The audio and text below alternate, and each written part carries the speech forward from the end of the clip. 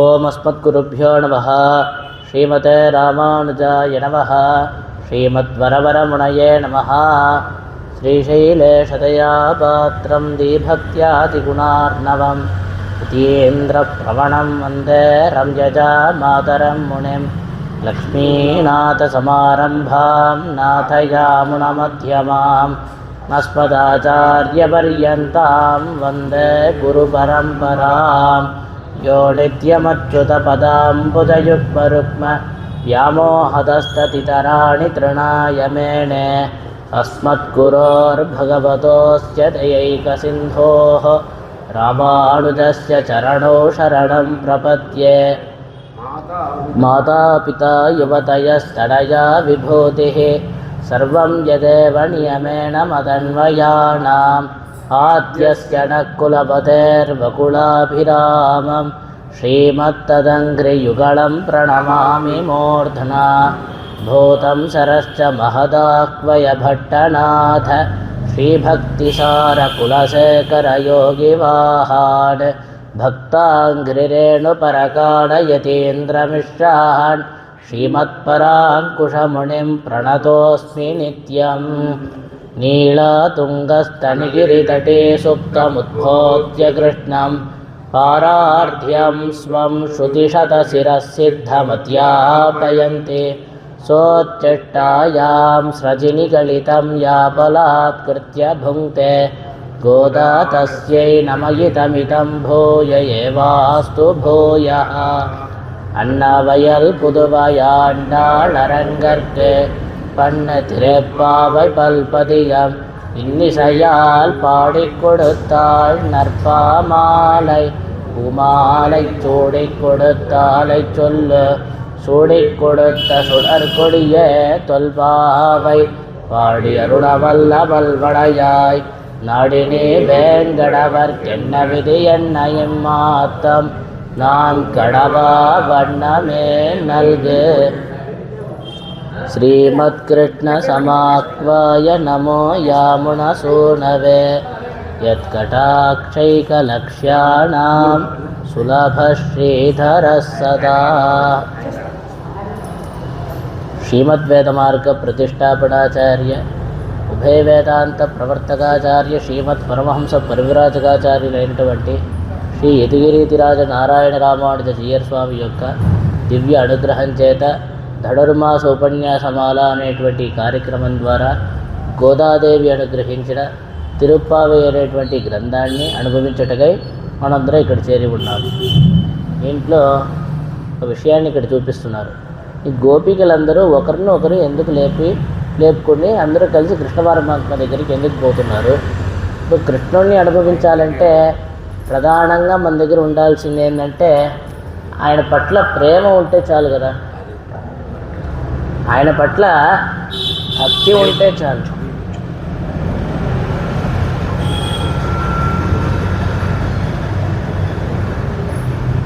ఆయన పట్ల మనకి భక్తి అనేది ఉంటే చాలు కృష్ణ పరమాత్మని మనం అనుభవించడానికి. మరి వీళ్ళకి ప్రధానంగా కృష్ణుడి పట్ల ప్రేమ ఉంది, భక్తి ఉంది. మరి దానికి అనుకూలమైనటువంటి కాలం కూడా ఏర్పడింది. ఆ గోపవృద్ధులు కూడా సరే అని చెప్పేసి మీరు కృష్ణుడు ఇద్దరు కలిసి వ్రతాన్ని అనుష్ఠించవచ్చు, కృష్ణుడు మీ వ్రతానికి కావాల్సినటువంటి పరికరాలన్నింటినీ సమకూరుస్తాడని చెప్పారు. మరి అనుకూలమైన కాలం ఏర్పడింది. అక్కడ ఉండేటువంటి పెద్దవాళ్ళ యొక్క సమ్మతి కూడా ఏర్పడింది. వీళ్ళకేమో కృష్ణుడి పట్ల ప్రేమ ఉంది. మరి ఒంటరిగా ఒక్కొక్కరిగా వెళ్ళి వాళ్ళకి కావాల్సినట్టు అనుభవించడానికి ప్రాప్తి ఉండగా ఒకరినొకరు ఎందుకు లేపుకొని వెళ్తున్నారంటే ఏం లేదు, శ్రీవైకుంఠంలో ఆ పరమపదనాథుడు ఉన్నాడు కదా, ఆయన్ని కూడా ఎవరు ఒంటరిగా అనుభవించలేరంట. అక్కడ ఉండేటువంటి ఆ నిత్యసూరులకి అపారమైన బలము జ్ఞానము ఉన్నా కూడా ఆ స్వామి యొక్క అందాన్ని, ఆ స్వామి యొక్క గుణాలని అనుభవించేటప్పుడంట అంతే వాళ్ళు అలా కళ్ళు తిరిగి పడిపోతారు అన్నట్టు ఉంటారంట. వాళ్ళకే తోడు కావాల్సి వచ్చినప్పుడు అంత అపారమైన జ్ఞానము బలము కలిగిన నిత్యసూరులకే తోడు కావాల్సి వచ్చినప్పుడు ఏం తెలియని గోపబాలికలకు వచ్చేసి తోడు కావాలి కదా. కాబట్టి ఒకరినొకరు నిద్ర లేపుకొని అందరూ కలిసి ఆ కృష్ణ పరమాత్మ దగ్గరికి పోతున్నారు. ఇలాగా పుల్లం శిలంబినక అనేటువంటి ఆరోపాసురం దగ్గర నుంచి ఎల్లేళంగిళి అనేటువంటి 15వ పాసురం వరకు కలిగిన పాసురాల్లో 10 మంది గోపికల్ని నిద్రలేపుతున్నారనమాట. ఈ 10 మంది గోపికల్ని నిద్రలేపడం అక్కడ గోకులంలో ఉండేటువంటి 5 లక్షల కుటుంబాల్లో ఉండేటువంటి ఆ గోపికల్ని నిద్రలేపడానికి ఉపలక్షణంగా ఉంది అని చెప్పేసి ఇక్కడ తెలుపుతున్నారు. ఆ రీతిలో ఈరోజు 14వ పాసురమైనటువంటి ఉంగళ్ పుழక్కడై తోట్టత్తు వావియుళ్ళు అనేటువంటి పాసురాన్ని అనుభవించడానికి అని మనందరూ ఇక్కడ చేరి ఉన్నాం. నిన్నటి పాసురంలో వచ్చేసి ఒక జ్ఞాని యొక్క వైభవాన్నంతా మనం అనుభవించాం. ఈరోజు పాసురం ఏంటంటే, ఈరోజు పాసురంలో లేపబడేటువంటి ఆ గోపిక ఎటువంటిది అంటే, ఏం లేదు, మొత్తం ఈ నోముకంతా నేనే బాధ్యురాలిని, నేనే నిర్వాహకురాలిని, మీరందరూ ప్రశాంతంగా పడుకోండి, మీకు ఎటువంటి సమస్య లేదు, ప్రశాంతంగా నిద్రపోండి, రేపు పొద్దున సరైన సమయానికి వచ్చేసి మీ అందరినీ నేను లేపుతాను అని చెప్పేసి అంతా ముందు రోజు రాత్రి చెప్తుందనమాట. మనం ముందుగానే అవతారికా ప్రకరణంలో చూసాం. వీళ్ళందరూ గోపవృద్ధులందరూ ఆ గోపబాలికల్ని తీసుకొని వెళ్ళి కృష్ణ పరమాత్మకి అప్పగించి, అయ్యా వీళ్ళు ఈ విధంగా వ్రతాన్ని అనుష్ఠించాలి, దానికి కావాల్సిన పరికరాలన్నింటినీ అందజేయాలి, సమకూర్చాలి అని చెప్పేసి కృష్ణ పరమాత్మ దగ్గర ఆ గోపబాలికలందరినీ అప్పగిస్తారు. అప్పగించేసి వాళ్ళ ఇంటికి వెళ్ళిపోతారు. కృష్ణుడు కూడా ఇటువంటి మంచి కాల విశేషం ఏర్పడిందే, ఇప్పుడు మనం ఇట్లే మాట్లాడుకుంటుంటే వీళ్ళకందరికీ అనుమానం వచ్చేస్తుంది, నేను ఇప్పుడు రాత్రి అయిపోయింది కదా, నేను వెళ్ళి నప్పిన్న విరాటి వాళ్ళ ఇంటికి వెళ్ళి పడుకుంటాను అని చెప్పేసి ఆయన ఇంటికి వెళ్ళిపోతాడు. వెళ్ళిపోయిన తర్వాత ఈ గోపికలు కొంతసేపు అలా చర్చించుకొని తర్వాత వాళ్ళు కూడా వెళ్ళి పడుకుంటారు. ఆ మొదటి 5 పాసురాలు ఆ క్రమంలో ఉంది అనేటువంటి విషయాన్నంతా మనం చూసాం. అప్పుడు చర్చించేటప్పుడు ఈ గోపబాలిక ఉత్సాహం చేత అబ్బా అబ్బా అని చెప్పేసి ఆ ఉత్సాహం చేత ఏమేం తెలిపిందంటే, మీరందరూ వెళ్ళి పడుకోండి, మీరందరూ నిశ్చింతంగా ఉండండి, మీకు అసలు ఎటువంటి టెన్షనే వద్దు, రేపు పొద్దున సరైన సమయానికి వచ్చి మీ అందరినీ లేపేటువంటి బాధ్యత నాది. ఈ విధంగా అంతా మాట్లాడిన గోపిక ఈమె లేవకుండా పడుకొని ఉందన్నమాట. అటువంటి ఆ గోపికని ఈ పాసురంలో నిద్రలేపుతున్నారు అనేటువంటి విషయాన్ని మనం అవతారిక ప్రకటనలో చూసాం. ఇప్పుడు ఈ పాసురం యొక్క ప్రతిపదార్థం, తర్వాత దీని యొక్క విశేషార్థాలన్నింటినీ ఒక్కొక్కటిగా మనం అనుభవిద్దాం. ముందుగా పాసురాన్ని మనం మొదటిగా ఒకసారి అనుసంధానం చేసుకుందాం, తర్వాత దీని యొక్క ప్రతిపదార్థము విశేషార్థాలన్నింటినీ క్రమంగా అనుభవిద్దాం.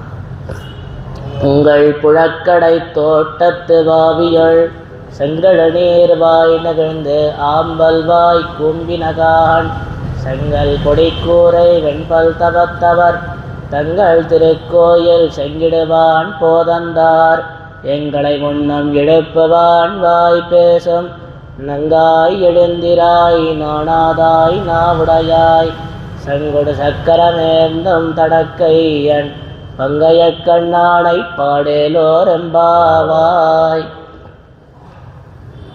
ఉంగళ్ మీ పుഴక్కడై ఇంటి పెరటిలోనున్న తోట్టత్తు తోటలోని వావియొళ్ బావి లోపల సంగళ నీర్ ఎర్ర తామర పూలు వాయినగిழ்ந்து వికసించినవి, ఆంబల్ నల్ల కలువలు వాయి కూమ్మినగాన్ ముడుచుకున్నవి చూడుము, సెంగల్ పొడి కావిరంగు పొడిలో ముంచిన కూరై వస్త్రములను, వెణ్పల్ తెల్లని దంతములను గల తవత్తవర్ తాపసులకు సన్యాసులు, తంగళ్ తమ యొక్క తిరుక్కోయిల్ దివ్యాలయముందు సెంగిడివాన్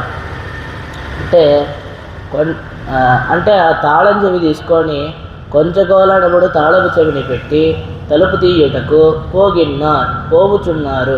ఎంగళై మమ్ము ఎഴുப்புవాన్ నిద్రలేపదమని వాయిపేశం పలికిన నంగాయ్ ఓ పూర్ణురాల నానాదాయ్ మాటలు నిలబెట్టుకొనలేనందునకు సిగ్గుపడని దాన, నావుడయాయ్ నాలుకను కలదాన అంటే మధురంగా మాట్లాడుదాన, శంగుడు శంఖంతో పాటు చక్రం చక్రమును ఏందం ధరించు, తడక్కయ్యన్ విశాలములైన హస్తములను కలవాడు, పంగయక్కన్నాణై పంకజనేత్రుడుగా భగవానుని పాడుటకు ఎడిందిరాయ్ లేచిరమ్ము ఏలో రెంబావాయ్. ఈ పాసురం యొక్క ప్రతిపదార్థము, దీని యొక్క విశేషార్థాలన్నింటినీ కూడా ఒక్కొక్కటిగా క్రమంగా ఇప్పుడు అనుభవిద్దాం. ఇప్పుడు తెల్లవారింది అనే దానికి ఇక్కడ ఒక గుర్తుని చెప్తున్నారు. అంటే అంటే ఊరికే వెళ్ళి తెల్లవారి నిద్రలేయమ్మా అంటే లేస్తారా? ఏదో పలానా విధంగా గుర్తులన్నీ చెప్పి నువ్వు తెల్లవారింది అని చెప్పే క్రమంలో ఉంగల్ పుడక్కడై తోటత్తువా వియోల్ సంగడనేర్వాయి నగందాంబల్వాయి కూమ్మినగాన్. అమ్మా ఇప్పుడు తెల్లవారింది. ఎంత తెల్లవారిందో తెలుసా? ఆ తామర పువ్వులన్నీ వికసించేటువంటి విధంగా నల్ల గలువలన్నీ ముడుచుకునేంత తెల్లవారిపోయింది. అంత తెల్లవారినా కూడా ఇంకా పడుకో ఉన్నావా? తొందరగా లేయమ్మా అని చెప్పేసి బయట ఉండేటువంటి గోపికలందరూ కూడా లోపల పడుకొని ఉండేటువంటి గోపికకి చెప్తారనమాట. చెప్పిన వెంటనే ఆమె లోపల నుంచి జవాబు పలుకుతుంది. ఏమని తెలుసా? మీరేం పొలాల మీదుగా వచ్చారా ఏంది? తామర పూలు కలువలు అన్నీ అంటున్నారే, ఇంటి దగ్గర అంతా మనం చూస్తూ ఉంటాం. ఆ తామర పూలు ఉంటాయా ఇంటి దగ్గర? ఏముండవు కదా. మీరేం పొలాల మీదుగా తిరుగుతూ వచ్చారా అని చెప్పేసి అడుగుతారు.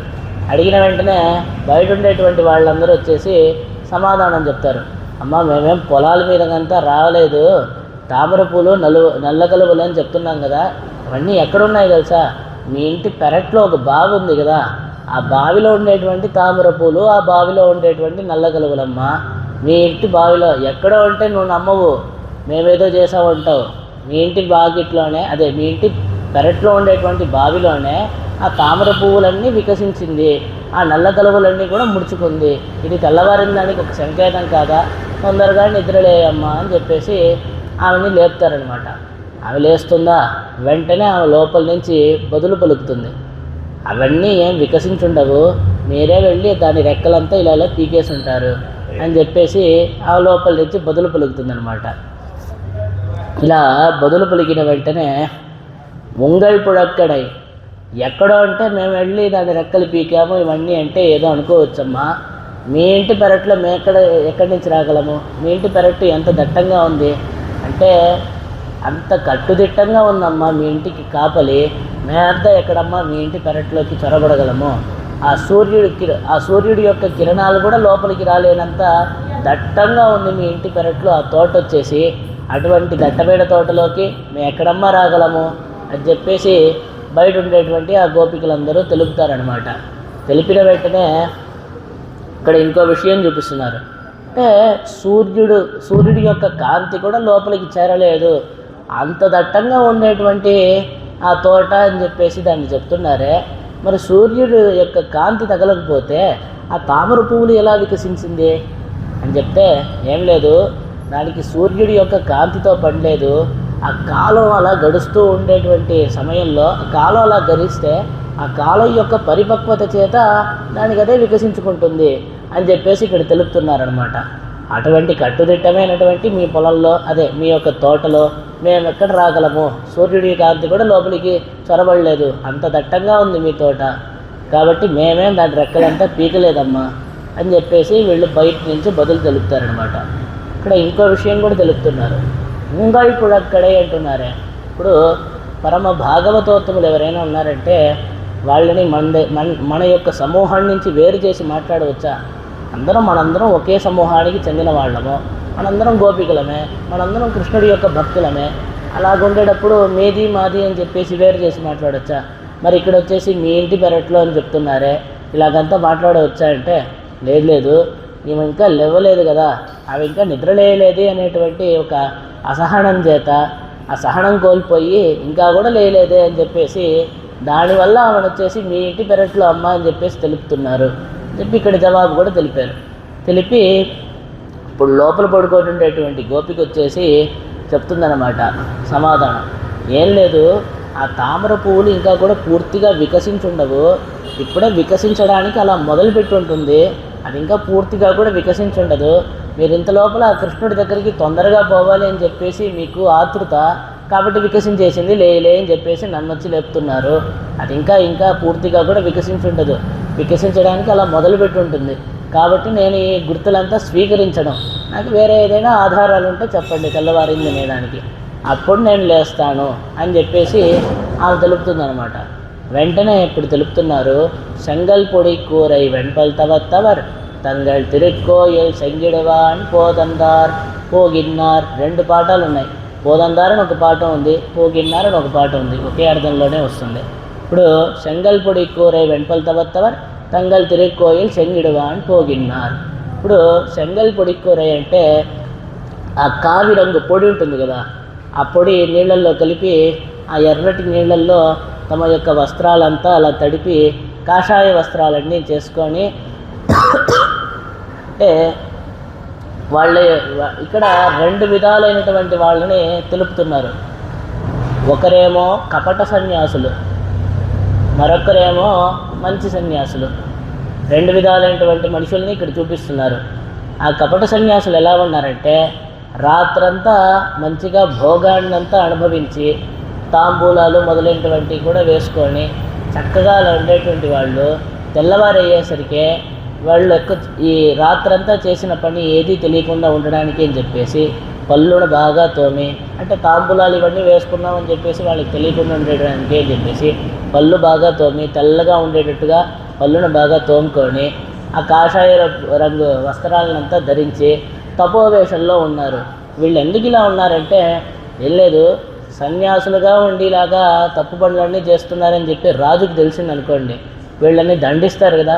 కాబట్టి ఆ రాజుకి భయపడి వీళ్ళందరూ తాపస వేషం అంతా వేసుకొని ఉన్నారు అని చెప్పేసి ఇక్కడ ఒకటి చూపిస్తున్నారు.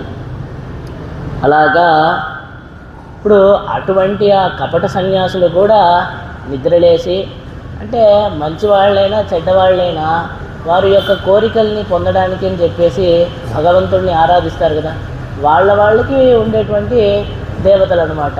అలాగా దేవతని ఆరాధించడానికి అని చెప్పేసి వాళ్ళు కూడా నిద్రలేసేశారు. వాళ్ళు కూడా నిద్రలేసి శంగిడవాన్ పోగిన్నారు. శంగ అనేది ఇక్కడ ఏం చెప్తున్నారంటే భగవద్ ఆరాధన ఉపకరణములకి ఉపలక్షణంగా ఇక్కడ తెలుపుతున్నారు. అంటే భగవంతుడి యొక్క ఆరాధనల్లో సుప్రభాత సేవలో ఈ శంఖనాదం అనేటువంటిది కూడా ఉందన్నమాట. ఈ శంఖనాదం అనేటువంటిది ఎంతో మంగళవాద్యం కింద వస్తుంది అని చెప్పేసి ఇక్కడ చూపిస్తున్నారనమాట. అలాగా ఆ శంఖాన్నంతా తీసుకొని పోతున్నారు. అంటే భగవదారాధనకి కావాల్సినటువంటి ఉపకరణములంతా తీసుకొని వాళ్ళు పోతున్నారు అని ఒక అర్థాన్ని చూపించారు. మరొక అర్థం ఏంటంటే శంఖ అనేటువంటిది ఇక్కడ దేన్ని చూపిస్తోందంటే తాళం చెవిని చూపిస్తోంది. అంటే పెద్ద పెద్ద తాళం చెవులంతా ఉంటాయి కదా, అంటే పెద్ద మహాద్వారము, దానికి పెద్ద తాళము, దానికి ఇంతింత పెద్ద తాళం చెవులంతా ఉంటాయి కదా, ఆ పెద్ద తాళం చెవిని భుజం మీద ఇలా వేసుకొని వాళ్ళందరూ భగవదారాధనకి అని చెప్పేసి వాళ్ళ యొక్క దేవతా ఆరాధనకి అని చెప్పేసి వాళ్ళందరూ కూడా బయలుదేరిపోతున్నారు. ఎవరు? ఆ కపట సన్యాసులందరూ కూడా బయలుదేరిపోతున్నారు. కాబట్టి అంతకాలం అయిపోయింది. అంటే ఆ కపట సన్యాసులు తమోగుణ భూయిష్ఠులు. తమోగుణ భూయిష్ఠులు అంటే ఏంది? తామస గుణం ఉండేటువంటి వాళ్ళు.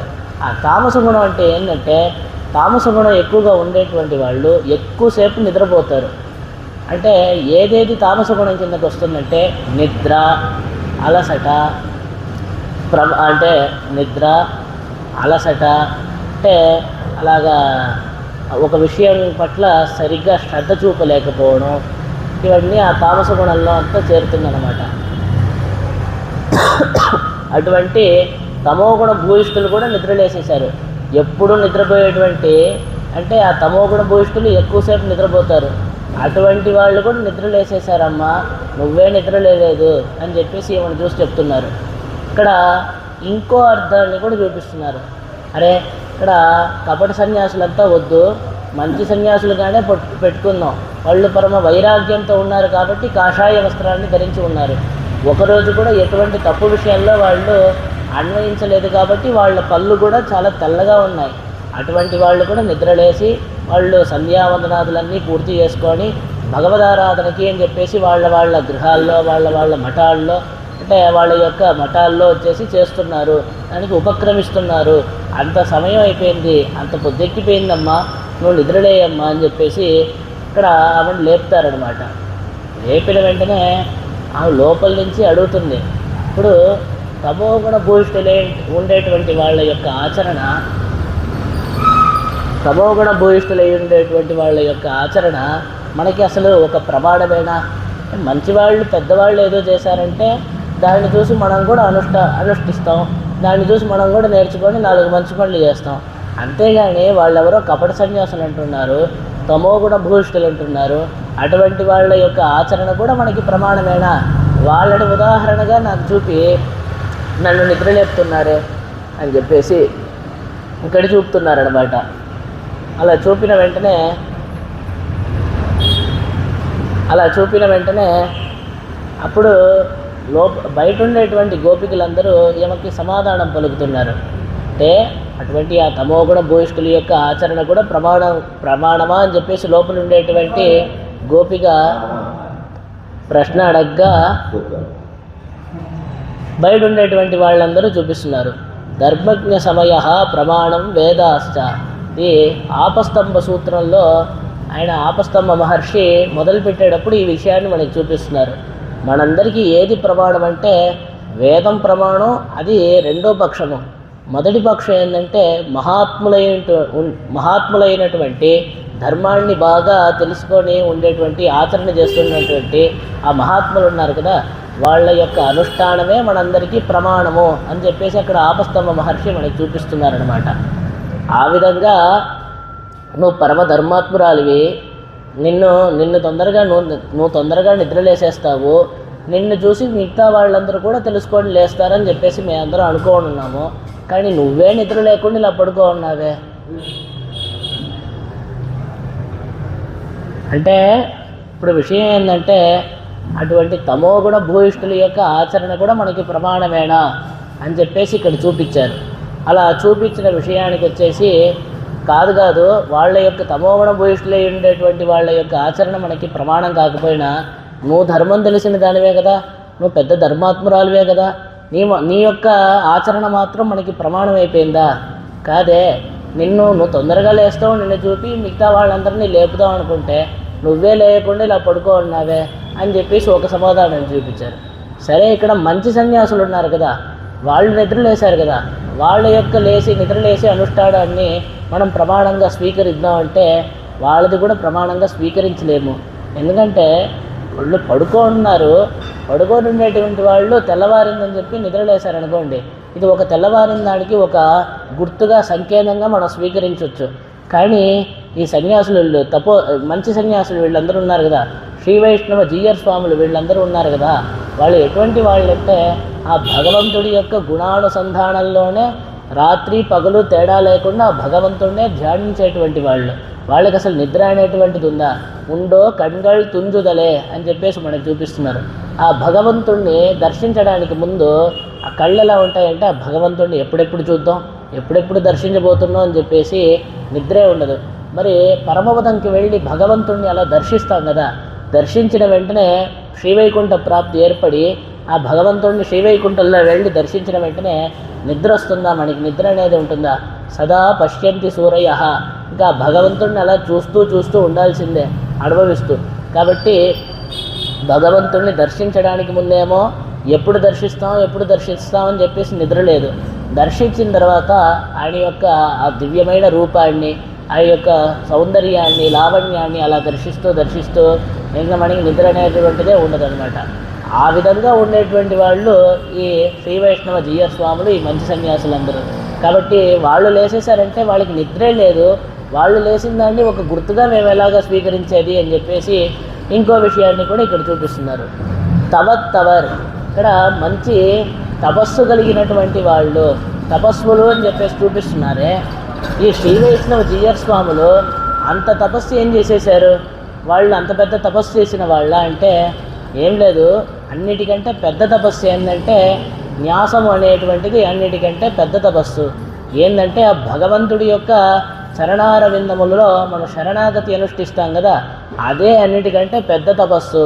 అయ్యా, నన్ను కాపాడుకునేదానికి బాధ్యత నాది కాదు, నువ్వే కాపాడాలి అని చెప్పేసి అన్ని విధాలైనటువంటి భారాన్ని స్వామి యొక్క శ్రీచరణముల్లోనే పెట్టేసి, అంటే ఆయన యొక్క శ్రీచరణముల్లోనే సమర్పించి మనం ఆ భగవంతుడిని ఆశ్రయిస్తామే, దానికంటే పెద్ద తపస్సు అనేటువంటిది ఏదీ లేదు. అలా స్వామి యొక్క శ్రీచరణముల్లో అన్ని బాధ్యతల్ని సమర్పించేసి మౌనంగా కూర్చొని ఉన్నారే, వీళ్ళకంటే పెద్ద తపస్సులు ఎవరూ లేరు అనేటువంటి విషయాన్ని ఇక్కడ చూపిస్తున్నారు. అటువంటి ఆ జీయర్ స్వాములు వారి యొక్క అనుష్ఠానాన్ని తీసుకుందామన్నా కూడా వాళ్ళకి అసలు నిద్ర అనేటువంటిదే లేదు, సదా భగవద్గుణానుభవంలోనే ఉన్నారు అనేటువంటి విషయాన్ని ఇక్కడ మనం చూస్తున్నాం. మరి ఆ తమోగుణ భూయిష్ఠులు చేశారంటే వారి యొక్క అనుష్ఠానాన్ని కూడా మనం ప్రమాణంగా తీసుకోలేము. రెండోది చెప్తున్నారు, వాళ్ళకి తీసుకోలేము వీళ్ళకి తీసుకోలేమని చెప్తున్నావు కదా, నువ్వు ధర్మమైనటువంటి దానివి, నువ్వు లేస్తావు, నిన్ను చూసి అందరూ లేస్తారనుకుంటే నువ్వు కూడా లేకుండా పడుకో ఉన్నావమ్మా అని చెప్పేసి ఈమెను చూసి వ్యంగ్యంగా చెప్తారనమాట. తర్వాత ఎంగళై మున్నం ఎడుప్పవాన్ వాయిపేశం. ఇప్పుడు నిన్న రాత్రి నువ్వేం చెప్పావంటే అందరూ వెళ్ళి నిశ్చింతంగా పడుకోండి, మీకు ఎటువంటి సమస్య లేదు, మీకు అసలు దిగులేదు పెట్టుకోవాకండి, రేపు పొద్దున్నే వచ్చి మిమ్మల్ని అందరినీ సమయానికి లేపేటువంటి బాధ్యత నాది, కాబట్టి మీరందరూ నిశ్చింతంగా ఉండండి అని చెప్పేసి నువ్వు తెలిపావు. అంతా ఒట్టి మాటలేనా, చేతల్లో ఏది లేదా, అంతా మాట్లాడి నోరు చూడు అని చెప్పేసి బయట ఉండేటువంటి వాళ్ళందరూ చెప్తున్నారనమాట. వాయిపేశం ఉక్తి మాత్రమే యాయ్ అనుష్ఠానం ఎన్నికే ఇరుక్కై కృష్ణనోడే పడిగిన ఉనక్కే పొయ్యిసొల్లుకై వంబో. అంటే అన్ని మాటలే, చేతల్లో ఏది లేదు, అయినా నిన్ను చెప్పి ఏం లాభం అమ్మా, నువ్వు ఎవరితో కలిసి మెలిగి ఉన్నావు అంటే ఆ కృష్ణుడితో కలిసి మెలిగి ఉన్నావు. ఆ కృష్ణుడితో నువ్వు కలిసి మెలిగినందువల్ల నీకు అబద్ధాలు చెప్పడం అంతా ఏదైనా కష్టమా? ఆ కృష్ణుడి యొక్క గుణాలే కదా నీకు కూడా వస్తాయి, ఆయనతోనే కదా కలిసి తిరుగుతున్నావు. కాబట్టి అన్ని మాటలే, చేతలేం లేవు. ఆ కృష్ణుడితో కలిసి తిరగడం వల్ల నీకు కూడా ఆయన గుణాలన్నీ బాగా అంటుకున్నాయి. అన్నీ అబద్ధాలే, ఆ కృష్ణుడితో కలిసి తిరిగే కదా, నీకు అబద్ధాలు చెప్పడం ఏమైనా శ్రమ? మంచిగా చెప్పేస్తావు, అబద్ధాలన్నీ బాగా చెప్తున్నావు అని చెప్పేసి ఇవన్నీ చూసి చెప్తున్నారనమాట. చెప్పి నంగాయ్ అంటే ఓ పూర్ణురాలా అని చెప్పేసి ఇవన్నీ పిలవడం. ఇక్కడ పూర్ణురాలా అని చెప్పి పిలవడం ఏంటంటే వ్యంగ్యంగా ఇవన్నీ చెప్తున్నారు. అంటే ఇలాగా చెప్పిన దానికి చేసేదానికి పొంతన కూడా లేనటువంటి వాళ్ళకి ఒక పూర్ణత్వం ఉందా, అసలు ఒక పూర్తి అనేది ఉందా అని చెప్పేసి ఇవన్నీ పిలవడం అనమాట. నీ పూర్తి చాలా బాగుందిలే అమ్మా, నీ పూర్ణత్వం చాలా లక్షణంగా ఉంది, చెప్పిన మాటకి చేసే పనులకి సంబంధం లేకుండా ఉంది, అంత మంచి పూర్ణురాలు అమ్మ నువ్వు అని చెప్పేసి ఆమెను చెప్పి వ్యంగ్యంగా ఈ విధంగా చెప్తున్నారు. నిన్న రాత్రి నువ్వు ఏమేం పలికేవో తెలుసా, మీరు లేకుండా నాకేదీ గడవదు, మీరే నాకు సర్వస్వము, ఇటువంటి మాటలన్నీ చెప్పావు. నాకు మీరెవ్వరూ వచ్చి నన్ను లేపవలసిన అపేక్షితమే లేదు, అంటే మీరెవ్వరు వచ్చి నన్ను లేపాల్సిన పనే లేదు, నేనే లేసేస్తాను, నన్ను ఇంకోళ్ళు లేపాల్సిన అపేక్షనే లేదు. నైరపేక్షనెల్లాం కండో మీరే. ఇన్ని మాటలన్నీ చూపించావు కదా, ఇన్ని మాటలన్నీ చెప్పావు కదా, నీ లక్షణం బాగానే చూసామమ్మా మేము. అంటే నిన్ను లేపడానికి ఎటువంటి వాళ్ళు ఎవరు అక్కర్లేదు, ఎవరు నిన్ను వచ్చి లేపక్కర్లేదు, నువ్వే లేసేస్తాను, మేమే నీకు సర్వస్వము, ఇవన్నీ మాట్లాడావు కదా.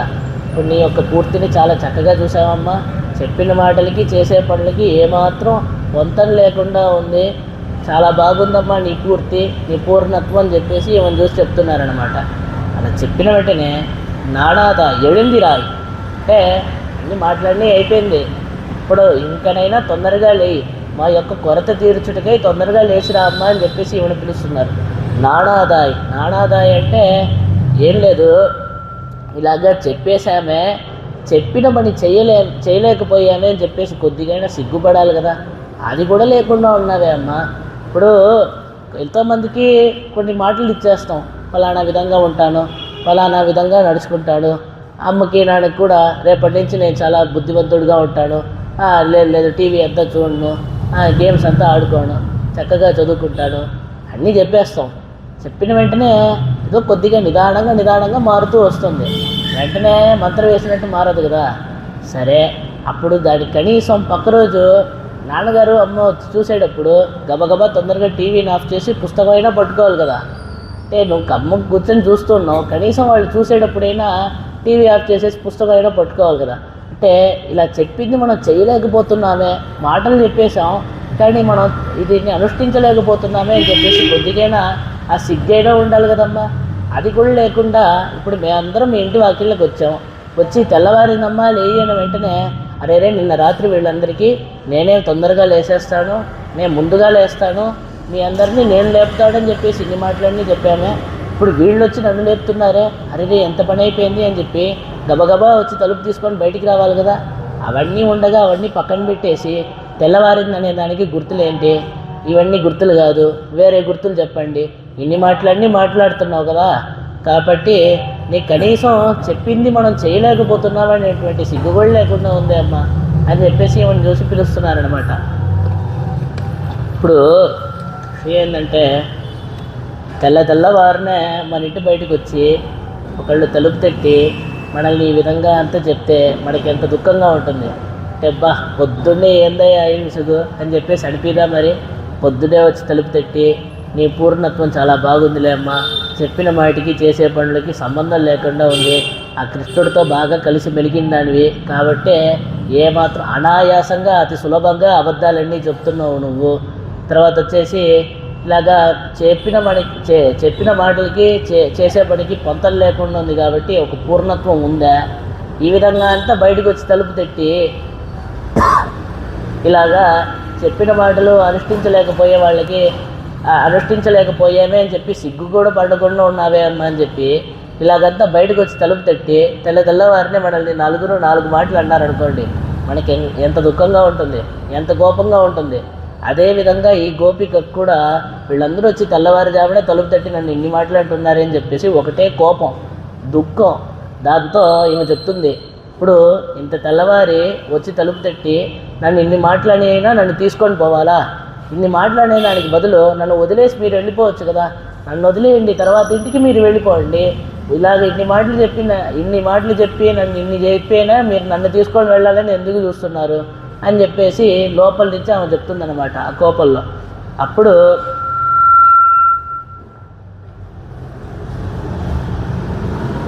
బయట ఉండేటువంటి గోపికలందరూ తెలుపుతారనమాట.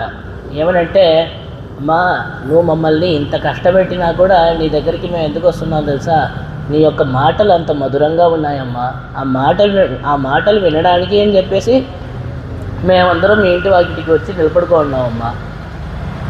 నువ్వు మమ్మ అంత కష్టపెట్టినా నువ్వు పోమని చెప్పేసి మా అందరినీ తరిమినా కూడా మేము వెళ్ళలేకున్నాం. నీ మాటలు వింటూ ఇక్కడే ఉండిపోవాలని ఉంది. ఆ విధంగా అంత మధురంగా ఉన్నాయమ్మా నీ మాటలు. అటువంటి నీ మాటలు వినడానికి అని చెప్పేసి మీ ఇంటి వాకిట్లో ఇలాగ వచ్చి చేరున్నాము. నువ్వు పొమ్మని చెప్పి తరిమినా కూడా పోలేకుండా ఉన్నాము.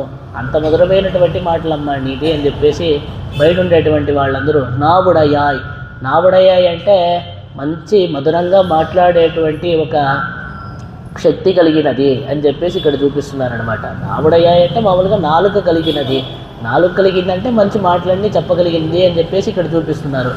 ఆ విధంగా ఉంది ఈమె. దీనికి శ్రీరామాయణం నుంచి చక్కటి ఒక ఉదాహరణని ఇక్కడ తెలుపుతున్నారు. ఏంటంటే ఆ శ్రీరామచంద్రమూర్తి చేతిలో ధనస్సు పట్టుకొని రాముడు లక్ష్మణుడు అలా వస్తూ ఉంటారనమాట. శబరి చెప్తుంది, ఇలాగా సుగ్రీవుడు అని చెప్పేసి మిమ్మల్ని కలుస్తాడు, ఆయన మీకు సీతా అన్వేషణలో మీకు సహాయపడతాడు అని చెప్పేసి చెప్తుంది. అవన్నీ వినేసి శ్రీరామచంద్రమూర్తి లక్ష్మణస్వామి వచ్చేసి ఆ సుగ్రీవుడిని వెతుక్కుంటూ వస్తారు. ఆ ఋష్యమూక పర్వతం పై నుంచి సుగ్రీవుడు రామలక్ష్మణుడిని ఇద్దరిని ఇలా చూస్తాడనమాట. చూసి వీళ్ళందరూ చూస్తే మంచి లక్షణాలతో ఉన్నారు. మంచి ఆ రాజుకి ఎటువంటి లక్షణాలన్నీ ఉంటాయి. అటువంటి మంచి ఆజాడబాహం అరవింద దళాయదాక్షం రామం నిశాచర వినాశకరం నమామి అని చెప్తున్నాం కదా, అలా ఆజాడుబాహుగా మంచి పుండరీకాక్షుడిగా స్వామి చేతిలో ధనస్సు పెట్టుకొని వస్తున్నాడు. ఇవన్నీ చూసిన వెంటనే ఏం చెప్తారంటే, వీళ్ళ యొక్క వేషం చూస్తుంటే చేతిలో ధనస్సు చూసి వీళ్ళ యొక్క ఆకారాలని చూస్తే ఏమో క్షత్రియుల్లాగా ఉన్నారు, కానీ వీళ్ళ యొక్క వేషం చూస్తే ఆ కృష్ణార్జునం అన్నీ వేసుకొని మామూలుగా ఋషులు ఎలా ఉంటారు ఆ విధంగా ఉన్నారు. ఏంటిది, చేతిలో ఋషులుగా ఉంటే ఒక కమండలము బ్రహ్మదండం పట్టుకొని పోవాలి, క్షత్రియులంటే మంచి ఆభరణాలన్నీ ధరించి ఉండాలి. ఆ ధనుస్సు ఏమో చూస్తే ఏమో క్షత్రియుల్లాగా ఉంది, కానీ వేషం చూస్తే ఏమో ఋషుల్లాగా ఉంది. ఇదేది అర్థం కావట్లేదే, వీళ్ళేమైనా వాలి పంపగా మన వద్దకు వచ్చినటువంటి వాళ్ళ అని చెప్పేసి దీన్ని ఎలా నిర్ధారించుకోవాలి అని చెప్పేసి హనుమంతుడిని వెళ్ళి విచారించుకొని రమ్మని చెప్పేసి హనుమంతుడిని పంపిస్తాడనమాట. నువ్వు వెళ్ళు, వాళ్ళు వాలి పంపగా ఏమైనా వచ్చి ఉంటే మంచి మాటలు ఏదో ఒకటి చెప్పి వెనక్కి పంపించేసేయి. అలా కాదు, వీళ్ళు వాలి పంపగా రాలేదనుకో మన పక్షంలో మనం చేర్చేసుకుందాం అని చెప్పేసి హనుమంతుడిని పంపిస్తాడు. హనుమంతుడు నేరుగా శ్రీరామచంద్రమూర్తి దగ్గరికి మారువేషంలో వస్తాడనమాట. వచ్చి వీరెవరు అని చెప్పేసి హనుమంతుడు శ్రీరామచంద్రమూర్తిని చూసి అడిగితే శ్రీరామచంద్రమూర్తి వచ్చేసి ఆయన నేరుగా మాట్లాడకుండా లక్ష్మణుడిని చూసి నువ్వు సమాధానం పలుకు అని చెప్పేసి స్వామి చెప్తారనమాట. అంటే సుగ్రీవుడు తన మంత్రి అయినటువంటి ఆ హనుమంతుడిని పంపించాడు. శ్రీరామచంద్రమూర్తి రాజు కదా, ఇక్ష్వాకు వంశంలో వచ్చినటువంటి రాజు కాబట్టి రాజుతో రాజు నేరుగా మాట్లాడాలి. మంత్రి వస్తే రాజు నేరుగా మాట్లాడకూడదు, పక్కనుండేటువంటి ఇంకోళ్ళు మంత్రే మాట్లాడాలి. కాబట్టి ఈయన నేరుగా మాట్లాడకుండా తన మంత్రి అయినటువంటి ఆయన లక్ష్మణస్వామిని మాట్లాడమని చెప్పేసి స్వామి చెప్తారు. ఇది రాజధర్మంలో వస్తుందన్నమాట. ఆ విధంగా లక్ష్మణుడిని మాట్లాడని చెప్తాడు. అప్పుడు ఆ హనుమంతుడు ఎంత చక్కగా వర్ణిస్తాడంటే శ్రీరామచంద్రమూర్తిని అంత చక్కగా వర్ణిస్తాడనమాట. అంత చక్కగా మాట్లాడతాడు. ఆయన యొక్క మాటలన్నీ విని శ్రీరామచంద్రమూర్తే ఆ హనుమంతుడిని కొనియాడతాడు.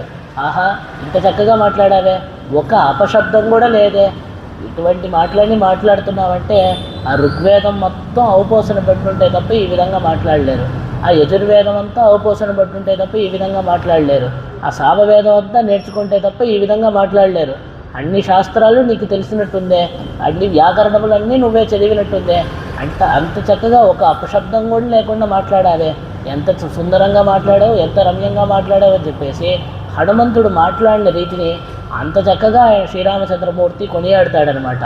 ఆ విధంగా ఉందమ్మా నీ యొక్క మాటలు, కాబట్టి నీ మాటలు వింటూ మేము ఇక్కడే ఉండిపోతాం. ఒక ఉదాహరణ.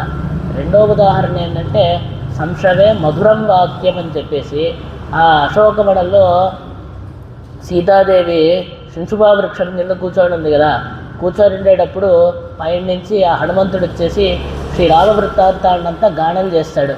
ఆ గానం చేసేటప్పుడు ఆయన యొక్క స్వరం విన్నదే అది అర్థం కాదు, అంటే దాని యొక్క అర్థం కూడా మనసుకి బోధపడక్కర్లా, అది చెవిలో అలా పడేదే అంత మధురంగా ఉంది, అంత మధురంగా రమ్యంగా ఉంది అని చెప్పేసి తెలుపుతున్నారు.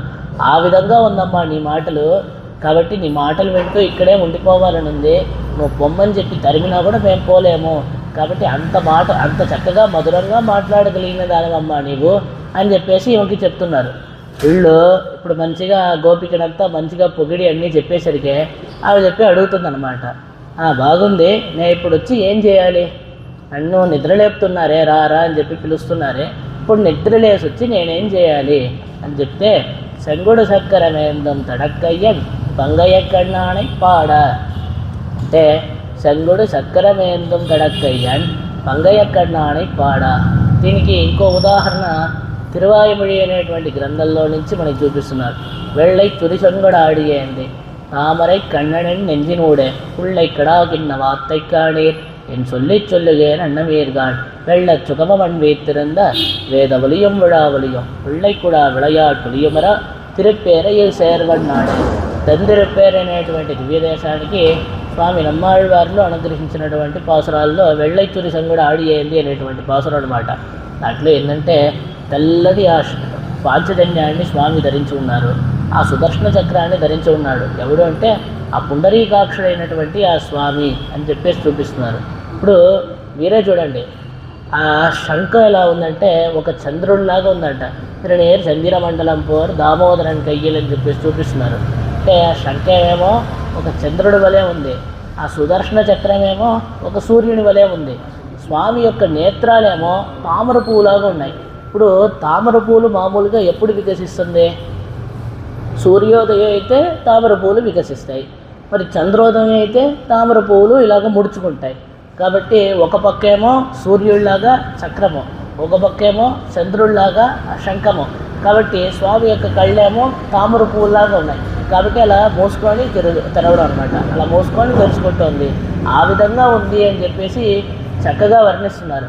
ఆ విధంగానే అక్కడ నమ్మాళ్వార్లు ఏ విధంగా చూపించారో అదేవిధంగా ఇక్కడ గోదాదేవి శంఖొడు చక్రం ఏందుం తడక్కయ్యన్ పంగయ్య కన్నాడ్, శంఖము చక్రము ధరించినటువంటి ఆ విశాలమైన హస్తములు కలవాడు పంగయ్య కన్నాడ్, పుండరీకాక్షుడైనటువంటి ఆ స్వామి. ఆ స్వామిని పాడడానికి నువ్వు లేవమ్మా,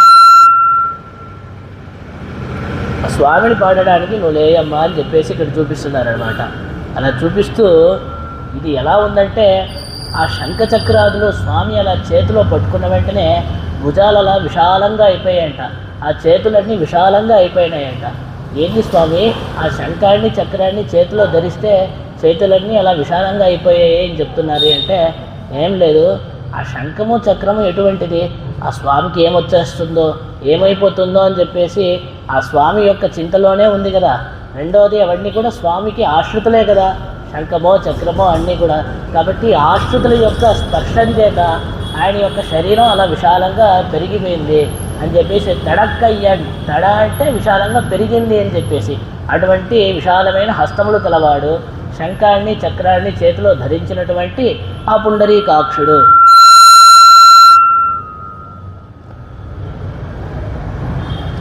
ఆళ్వార్களிలే అంటే ఆ పుండరీకాక్షుడు అంటున్నారే, స్వామి యొక్క కన్నులు ఏ విధంగా ఉన్నాయి అంటే ఏం లేదు, ఆ కళ్ళు ఎంత పెద్దగా ఉన్నాయంటే కరియవాహి పుడైవరందు మిడర్ந்து సెవ్వరియోడి నీండవ పెరియవాయ కண்கள் అని చెప్పేసి చూపించే రీతిలో ఆ కళ్ళు వచ్చేసి ఈ పక్క చక్రాన్ని, ఈ పక్క శంఖాన్ని, ఈ పక్క చక్రాన్ని వచ్చేలా తాకుతుందా అన్న విధంగా అంత పెద్ద కళ్ళుగా ఉన్నాయంట స్వామిని. మీరు సాధారణంగా పూరి జగన్నాథ స్వామిని వెళ్ళి దర్శించారనుకోండి, ఇంతింత పెద్ద కళ్ళు ఉంటాయి. ఆ విధంగా అంత పెద్ద కళ్ళు అనమాట. అలా చెప్తున్నారు. ఆ విధంగా இளவாய்ச்சியர் கண்ணினுள் விடுவே செய்து விழுக்கும்பிரான் ఎన్నే ఇవర్గళై తోర్పిత్తు కొళ్ళం కన్నీరే అంటే ఆ స్వామి యొక్క అందమైనటువంటి ఆ నేత్రాలు ఎలా ఉన్నాయంటే తామర పూల వంటి నేత్రాలు చూసే వాళ్ళందరినీ అలాగే ఓడగొట్టేస్తుందంట. అలా చూసిన వెంటనే మైమర్చిపోతారు. ఆ విధంగా ఉంది. ఈ గోపికలందరూ కూడా ఆ స్వామి యొక్క పుండరీకాక్షం అంటే ఆ పంకజ నేత్రాలని దర్శించి ఆ విధంగా మంత్రముగ్ధులైపోయి స్వామికి అలాగా ఓడిపోయారు అనేటువంటి విషయాన్ని ఇక్కడ చూపిస్తున్నారు. చూపించి ఇన్నార్ ఎన్నరియேன் అన్నే ఆడియడం పొన్నార్ సారంగ ముడయవడిగళై ఇన్నార్ ఎన్నరియேன் అంటే పెరియ తిరుమొഴി అనేటువంటి గ్రంథంలో తిరుమంగయాళ్వారు చెప్తున్నారనమాట. ఇప్పుడు సాధారణంగా చేతిలో శంఖం ఉంది, చక్రం ఉంది, మంచి తామరపూల వంటి నేత్రం ఉంది అంటే అది ఎవరో కాదు స్వామి అని చెప్పేసి మనకి చక్కగా తెలుస్తుంది. ఈ ఆ స్వామికే ఉండేటువంటి ఒక అసాధారణమైనటువంటి చిహ్నాల్లో కొన్ని అటువంటి విషయం ఉండేటప్పుడు తిరుమంగయాళ్వారు అక్కడ ఏం చెప్తున్నారంటే చేతిలో ఏమో మంచి చక్రం ఉంది, మంచి శంఖం ఉంది, శార్ంగం అనేటువంటి ధనుస్సుని చేతిలో ధరించి ఉన్నాడు. అయినా కూడా అతను ఎవరో తెలియలేదే అని చెప్తున్నారు. ఏం స్వామి అన్ని చిహ్నాలన్నీ చెప్పిన తర్వాత స్వామి అని చెప్పి స్పష్టంగా ఉంటే అతను ఎవరో తెలియలేదే అని చెప్పేసి తిరుమంగయాళ్వారు చెప్తున్నారంటే లేదు, ఆయన యొక్క ఆ సౌందర్యంలో, ఆ యొక్క అందంలో అలాగ మంత్రముగ్ధుడైపోయి మైమర్చిపోయి అలా మోహించిపోయి అసలు ఎవరు ఎదురుగా నిలబడున్నారు అసలు ఆలోచననే కోల్పోయాడనమాట. అంత మోహింపజేస్తోంది స్వామి యొక్క అందము, సౌందర్యం అనేటువంటిది అని చెప్పేసి ఆ విధంగా శంఖాన్ని చక్రాన్ని ఆ పంకజనేత్రుడైనటువంటి శంఖాన్ని చక్రాన్ని చేతిలో ధరించినటువంటి ఆ పుండరీకాక్షుడిని పాడడానికి అని చెప్పేసి తెలుపుతున్నారు. తర్వాత ఇది ఎంత అందంగా ఉంది అనేటువంటి దానికి వర్ణిస్తున్నాడు. స్వామి ఏమో వచ్చేసి నీలమేఘ శ్యాముడు, నల్లగా ఉంటాడు. చేతులేమో మొత్తం నల్లగా ఉంటాయి, అరచేతులేమో ఎర్రగా ఉంటాయన్నమాట. దాంట్లో తెల్లటి శంఖము, ఆ కళ్ళేమో చూడ్డానికేమో అలా పుండరీకాక్షుడు అనమాట. తామర పూల వంటి నేత్రములు కలవాడు. అంటే ఆ పరభాగం, ఆ కాంట్రాస్ట్ చూడండి ఎంత చక్కగా ఉంది. చూసే వాళ్ళందరూ అలాగ మోహించి పడిపోయేంత అందమైనటువంటి స్వామి అనమాట. ఆ విధంగా ఆ స్వామిని వర్ణిస్తున్నారు. వర్ణించి ఇప్పుడు ఆ స్వామి యొక్క కళ్ళు ఎలా ఉంటాయంటే మొదటిగా చూసేటప్పుడు నేను నీకు చెందినవాడిని అని చెప్పి మనల్ని ఆహ్వానించేటువంటి రీతిలో అలా ఉంటాయి. ఒకసారి ఆ కళ్ళ వంక ఇలా చూసేసి స్వామిని దర్శించామనుకోండి, ఇంకంతే మనం ఆయనకి అయ్యా నేను నీకే చెందినవాడిని అని చెప్పేసి ఆయనకి రాసిచ్చేస్తామంట. అంత సౌందర్యంతో ఉంది, అంత అందంగా ఉంది అనేటువంటి విషయాన్ని తెలుపుతూ అటువంటి స్వామిని పాడుటకై నువ్వు లేచి రమ్మమ్మ అని చెప్పేసి పిలుస్తున్నారు. ఇప్పుడు ఇటువంటి ఆ స్వామిని దర్శించిన తర్వాత ఆ ప్రీతిని బయటకి వ్యక్తపరచుకోవాలి కదా. ఆ ప్రీతిని బయటికి వ్యక్తపరచుకోవాలి కదా. మన ఏదైనా సంతోషం పొందినా దుఃఖాన్ని పొందినా దాన్ని లోపలే పెట్టుకోకూడదు. ఆ బయటికి ఏదో విధంగా దాన్ని మనం వ్యక్తపరచుకోవడానికి ఉండాలి కదా. అటువంటి ఆ స్వామిని, నీకు కూడా కృష్ణుడు అంటే ఎంతో ప్రీతి కదమ్మా, కాబట్టి ఇటువంటి ఆ స్వామిని నువ్వు ఇలాగ శంఖాన్ని చక్రాన్ని ధరించినటువంటి ఆ పుండరీకాక్షుడిని పాడాలి. ఆ ప్రీతిని బయట వ్యక్తపరిచేటువంటి రీతిలో నువ్వు కూడా మాతో అందరితో వచ్చి పాడాలమ్మా అని చెప్పేసి మనం పిలుస్తున్నారు. ఇలాగ పిలుస్తూ ఇప్పుడు ఇక్కడ ఒక ప్రశ్న అడుగుతారనమాట. స్వామి చేతిలో శంఖాన్ని చక్రాన్ని ధరించినటువంటి స్వామి అంటున్నారే, కృష్ణావతారంలో స్వామికి వచ్చేసి 2 భుజాల లేకపోతే స్వామి చతుర్భుజుడే ఉన్నాడా అనేటువంటి విషయాన్ని ఇక్కడ ప్రస్తావించి సందేహంగా అడుగుతున్నారనమాట. దానికి సమాధానం చెప్తున్నారు, స్వామికి ఎప్పుడూ చతుర్భుజాలు నిత్యంగానే ఉన్నాయి, ఎప్పుడు చతుర్భుజాలు లేకుండా ఏం లేదు. ఆయన శ్రీకృష్ణావతారం అప్పుడు ఆ కారాగారంలో స్వామి అవతరిస్తారు కదా, అవతరించిన వెంటనే భాగవత మహాపురాణాల్లో శుకమహర్షి వర్ణిస్తున్నారు. తమద్భుతం బాలకం అంబుజయక్షణం చతుర్భుజం శంఖ గదాయుధాయుధం శ్రీవత్సలక్ష్మం గణశోభి కౌస్తుభం పీతాంబరం సాంద్రమయోధి సౌభగం అని చెప్పేసి తెలుస్తున్నారనమాట. ఆ విధంగా చతుర్భుజాలతో శంఖచక్ర గదములతో స్వామి వచ్చేసి అవతరించారు అనేటువంటి విషయాన్ని తెలుపుతున్నారు. అలా స్వామి అవతరించిన వెంటనే అయ్యో పరమపురుషుడు ఇక్కడ వచ్చి అవతరించాడే ఇతను అని చెప్పేసి తెలిసిపోతే ఆ కంసుడు వచ్చేసి ఇతన్ని ఏం చేస్తాడు అని చెప్పేసి ఆ భయంతో వసుదేవుడు స్వామిని చూసి ప్రార్థిస్తాడు. ఏమనంటే ఉపసంహర విశ్వాత్మణ్ణే రూపమేతత్ చతుర్భుజం, స్వామి దీన్నంతా దాచుకో స్వామి, ఆ కంసుడు వచ్చి చూశాడు అనుకోండి మిమ్మల్ని ఏదో ఒకటి చేసేస్తాడు, మీరు అని చెప్పేసి అతనికి ఏ విధమైనటువంటి ఆధారం తెలియకూడదు, కాబట్టి మీ ఈ యొక్క దివ్యమైన స్వరూపాన్ని దాచుకోండి, మరుగుపరుచుకోండి అని చెప్పిన వెంటనే స్వామి చతుర్భుజం కాకుండా 2 భుజాలతో దర్శనమిచ్చాడు అనేటువంటి విషయాన్ని మనం గమనిస్తున్నాం. ఇప్పుడు మరుగుపరుచుకోమనింది ఎవరికి అంటే విరోధులకి తెలియకుండా మరుగుపరుచుకోండి, ఆ విరోధులకి తెలిస్తే ఏమేమైపోతుందో అని చెప్పి వసుదేవుడు ప్రార్థించాడు. ఆ ప్రార్థనకి అనుగుణంగా స్వామి కూడా దాన్ని అలా మరుగుపరుచుకున్నాడు. అంటే విరోధులకి కనిపించకూడదే తప్ప తన యొక్క ఆశ్రితులకి దర్శనం చేయొచ్చు కదా. కాబట్టి ఇక్కడ వచ్చేసి ఆ కంసుడు మొదలైనటువంటి విరోధులకేమో 2 భుజాలతో దర్శనమిస్తాడు, కానీ గోపికలందరూ తనని ఆశ్రయించిన వాళ్ళు తన యొక్క భక్తులు కాబట్టి ఆ చతుర్భుజంతో దర్శనమిస్తున్నాడు అనేటువంటి విషయాన్ని కూడా ఇక్కడ చూపిస్తున్నారనమాట. எப்போதும் உண்டு அது பெண்களுக்கு தோத்தம் அல்லாதார்க்கு தோத்தாது ఉపసంహర ఎన్నది ఉహవాదార్కి కూషీరే ఇవరుగడికి తోత్త తట్టిల్లయ్యే. ఇప్పుడు ఇంకో విషయాన్ని కూడా చూపిస్తున్నారు. ఆ యొక్క విభూత్యోగం నాకు ఇవన్నీ కూడా నా యొక్క సొత్తు, ఈ జగత్తు మొత్తం నాకు సొత్తు అని చెప్పేసి భగవద్గీతలో కృష్ణ పరమాత్మ తెలుపుతాడు కదా. అప్పుడు అర్జునుడు కృష్ణుని చూసి ప్రార్థిస్తాడనమాట, స్వామి ఇవన్నీ నీకు సొత్తు సొత్తు అని చెప్తున్నావే, ఇవంతా కలుపుకొని నీ యొక్క స్వరూపం ఆ విశ్వరూపం ఉంది కదా, జగదాకారుడిగా నువ్వు ఉన్నావు కదా, ఆ యొక్క స్వరూపాన్ని నేను దర్శించాలని చెప్పేసి ఆశపడుతున్నాను స్వామి, నాకు వచ్చేసి నువ్వు దర్శనం ఇవ్వు అని చెప్పేసి ఆ కృష్ణ పరమాత్మని చూసి అర్జునుడు కోరుతాడు. కోరిన వెంటనే ఆ అర్జునుడికి దివ్యమైనటువంటి ఒక చక్షుష్ని అంటే దివ్యమైనటువంటి ఒక కళ్ళని స్వామి ప్రసాదిస్తాడు. ఆ ప్రసాదించిన వెంటనే ఆ కళ్ళతో ఆ విశ్వరూపాన్ని అర్జునుడు దర్శిస్తాడు. అంటే ఇక్కడ ప్రశ్న ఏంటంటే అర్జునుడు ప్రార్థిస్తే ఆ విశ్వరూపాన్ని చూపించారంటున్నారే, దానికి ముందర స్వామికి విశ్వరూపం లేదా అని చెప్పి అడిగితే ఆయనకి ఎప్పుడూ నిత్యంగానే ఆ విశ్వరూపం అనేటువంటిది ఉంది. ఆయన ఎప్పుడూ అన్ని కాలముల్లోనూ జగదాకారంగా స్వామి ఉన్నాడు. అయితే ఆ సమయంలో దాన్ని దర్శించేటువంటి కళ్ళు మన దగ్గర లేదు, దాన్ని దర్శించేటువంటి తపస్సు మన దగ్గర లేదు అని చెప్పేసి ఇక్కడ తెలుస్తుంది. ఆ అర్జునుడికి కూడా అప్పుడు స్వామి ఆ విశ్వరూపాన్ని చూపించడానికి అని చెప్పి అప్పుడు ఆ సమయంలో తానే విశ్వరూపాన్ని ధరించలేడు, ఎప్పుడూ విశ్వరూపంతోనే ఉన్నాడు. దాన్ని దర్శించడానికి యోగ్యంగా ఉండేటువంటి కళ్ళని అర్జునుడికి ప్రసాదించాడు. అదేవిధంగా స్వామికి ఎప్పుడు చతుర్భుజాలు నిత్యంగానే ఉన్నాయి. అది ఆ కంసుడు మొదలైనటువంటి విరోధులకి కనిపించదు, గోపికలు మొదలైనటువంటి ఆశ్రితులకి తన యొక్క భక్తులకి కనిపిస్తుంది అనేటువంటి విషయాన్ని ఇక్కడ తెలుపుతున్నారనమాట. కాబట్టి ఈ మొత్తం భాషణానికి ఒకసారి మనం చూసుకున్నట్లయితే మా తామర పూలన్నీ వికసిస్తున్నాయి, నల్ల గలువులన్నీ ముడుచుకుంటుంది, అంత తెల్లవారిపోయిందమ్మా నిద్రలేయమ్మా అని చెప్పి అడిగితే అది కూడా ఎక్కడో కాదమ్మా మీ ఇంటి పెరట్లో ఉండేటువంటి బావిలోనే అమ్మా అని చెప్తారు. నేను అవన్నీ ఒప్పుకోను, అది వికసించడానికి అలా మొదలు పెట్టేటప్పుడే నేను అన్నీ వికసించేసింది అని చెప్తున్నారు. వేరే గుర్తులు ఏమైనా ఉన్నాయంటే ఆ శ్రీ వైష్ణవ స్వాములందరూ ఉన్నారు కదా, ఆ మధ్య సన్యాసులందరూ కూడా వాళ్ళ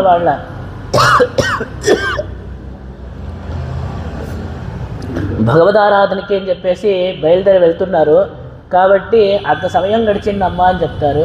చెప్పి తర్వాత ఈ విధంగా నిన్న రాత్రి మా అందరినీ లేపుతామని చెప్పేసి తెలిపి నువ్వే పడుకోన్నావే, నీ పూర్తి చాలా చక్కగా ఉందమ్మా, చెప్పిన పనికి అంటే చెప్పిన మాటలకి చేసే పనికి పొంతం లేకుండా ఉందే, కాబట్టి నీకు అలా చెప్పింది చేయలేకపోతున్నావే అనేటువంటి సిగ్గుగోళ్ళు లేకుండా పడుకుంటున్నావే, ఎంత హ్యాపీగా ఆమెకి కోపం వస్తుంది. అయితే నన్ను వదిలేసిపోవచ్చు అంటే, లేదు నీ యొక్క మధురమైన మాటలు విని మేము ఇక్కడే ఉండిపోతున్నాము, నిన్ను వదిలేసంతా పోలేమని చెప్పి తెలపగా, మరి వచ్చి నేనేం చేయాలని చెప్పేసి అడుగుతుంది. అడిగిన వెంటనే ఆ శంగుని చక్ర నేందం తడక్కయ్యన్ పంగయ్య కన్నాడై పాడ శంఖము చక్రము ధరించి ఉండేటువంటి విశాలమైన హస్తములు కల ఆ పుండరీకాక్షుణ్ణి పాడడానికి అని చెప్పేసి లేచి రామ్మ అని చెప్పేసి ఆమెను ప్రార్థింపగా ఆమె కూడా లేచి వచ్చి తలుపు తెరుస్తుంది. వీళ్ళందరూ కలిసి తర్వాత గోపిక ఇంటికి బయలుదేరి వెళ్తున్నారు. కాబట్టి రేపు ఎల్లే ఇళంగిలి అనేటువంటి అద్భుతమైనటువంటి పాసురము, రేపు ఆ పాసురంలోని విశేషార్థాలన్నింటినీ కూడా రేపటి ఉపన్యాసంలో మనం అనుభవిద్దాం. సోచ్చట్ట బాలికా బంధ గంధ బంధుర జిష్ణవే విష్ణుచిత్తతనోజాయై గోదాయై నిత్యమంగళం మాదృశా కించనత్రాణబద్ధ గంగణ బాణయే విష్ణుచిత్తతనోజాయై గోదాయై నిత్యమంగళం శ్రీమత్యై విష్ణుచిత్తార్య మనోనందన హేతవే నందనందన సుందర్యై గోదాయై నిత్యమంగళం శ్రీమతే రంజజా మాతృమునీంద్రాయ మహాత్మడే శ్రీరంగవాసినే భూయాత్ నిత్యశ్రీర్ నిత్యమంగళం ஆண்டாள் திருவடிகளே சரணம் எம்பெருமானார் திருவடிகளே சரணம் ஜீயர் திருவடிகளே சரணம். यतिराज यतिराज यतिराज जय हो यतिराज यतिराज रामानुज जय हो रामानुज जय हो यतिराज यतिराज यतिराज